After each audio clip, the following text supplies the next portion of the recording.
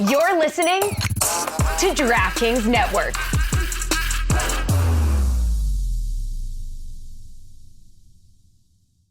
Have you ever wondered if Chet Holmgren might be a descendant of Abraham Lincoln? Or if a UFC fighter could beat an alien in a fight? You might have not, and that's okay. I probably have thought about the UFC one, to be honest. But Shea Serrano and Jason Concepcion from the Six Trophies podcast have. If you love basketball, and more importantly, if you love fun, you gotta listen to Six Trophies, where Jason and Shea serve up the biggest moments from all around the NBA with their brand of unbridled joy, banter, and pop culture side quests. Each week, they hand out 6 pop culture themed trophies for 6 basketball related activities. Stuff like the Denzel Washington and Training Day trophy, given out to the player or team having the best week around the NBA. Or the Lauryn Hill You Might Win Some, but You Just Lost One trophy for the team or player that just can't get it together. Plus a bunch more trophies for all the good, bad, or just plain head-scratching moments from all around the NBA. This playoff season, you want to make 6 Trophies your go-to companion podcast. Follow 6 Trophies on the Wondery app or wherever you get your podcasts. Listen ad-free right now by joining Wondery Plus.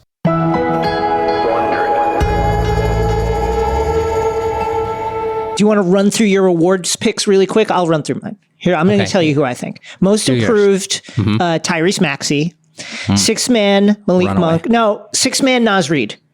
I like Clutch Player of the Year, SGA. Coach of the Year, Mark Daigneault. MVP, Jokic.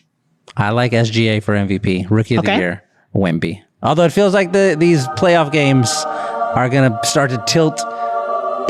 I know it's not supposed to matter, but I feel like people are going to be like, well, hold on a second. It's impossible to not pay attention to it. Yeah. He had the big block in the fourth quarter. Like, well, hold on. Maybe Chet. Chet.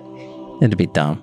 It would be so dumb if that were the case. You want to do the little trophies? Let's do them. Let's do the little trophies. These ones change each week and are situation specific. They're for the smaller storylines that we want to mention, but don't need to get all the way into. My first little trophy, the Elton John Someone Saved My Life Tonight trophy.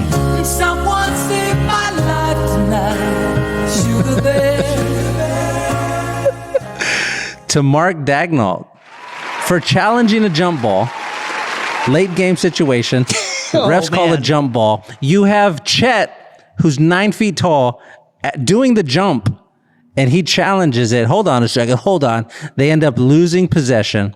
If they lose that game, if the Thunder lose that game, that call he gets shredded for that. But SGA saved his life tonight. Oof. SGA just comes through. Jay, thank you so much. Thank you so much, because now I'm only going to have to answer like 4 of those questions. Whereas before, we would have spent 3 days talking only about that call. My first little trophy is the Dwight Schrute from The Office Complaints About Jim trophy. Okay, so Dwight, in your own words, someone replaced all my pens and pencils with crayons. I suspect Jim Halpert. Everyone has called me Dwayne all day. I think Jim Halpert paid them to. This morning, I found a bloody glove in my desk drawer, and Jim Halpert tried to convince me I committed murder. I think he may be the real murderer. To the Sixers who plan to file a grievance about the refereeing in the first 2 games of the series. Yeah. This is on... That's what Daryl does. I think that not only should there be a grievance, I think they need to push it further. And I think there needs to be a serious congressional investigation into the refereeing over the first 2 games of this series. And I think... and we go from there. If it's jail time, it's jail time.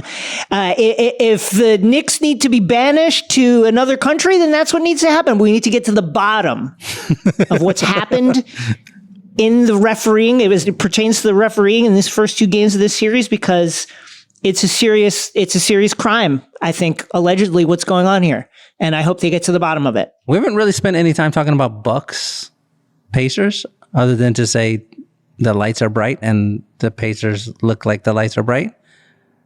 Dame. Shout out Dame. 35 in the first half. Side note, when Halliburton did the Dame time during the play-in, and what did Dame say at the time? Hey, I've been there. We've all been there. You get excited, but just understand where you are in the moment. Man, that's the slow motion clap back from Dame waiting all this time. Waiting. You knew.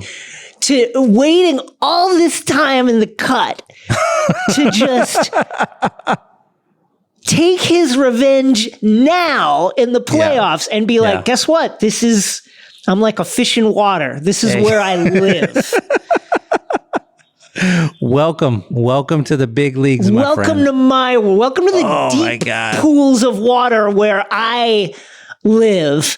Incredible performance. Shouts to the Bucks. No Giannis, and Dame Chris Middleton and those guys just did the thing. Bobby Portis, all with his crazy eyes, all of them.